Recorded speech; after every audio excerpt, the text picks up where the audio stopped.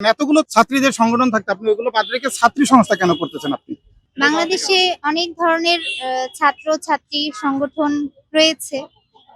Personally আমার যে অভিমত, আমরা এই পৃথিবীতে যারা এসেছি তারা কেউ উদ্দেশ্যবিহীন ভাবে আসেনি, বা এই মহাবিশ্বের প্রত্যেকটা সৃষ্টির পেছনে উদ্দেশ্য রয়েছে।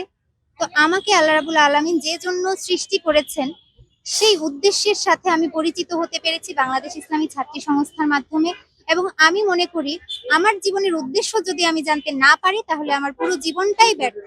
আমার জীবনে আরো কোনো অর্জনও থাকতে পারে, কিন্তু এই উদ্দেশ্য যদি আমি না জানি, এই উদ্দেশ্যের জন্য আমি যদি কাজ না করি তাহলে আমার পুরো জীবন ব্যর্থ।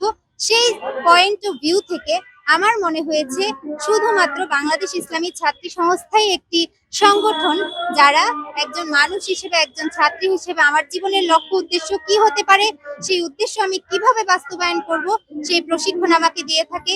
সেজন্য আমি ছাত্রী সংস্থার সাথে যুক্ত আছি।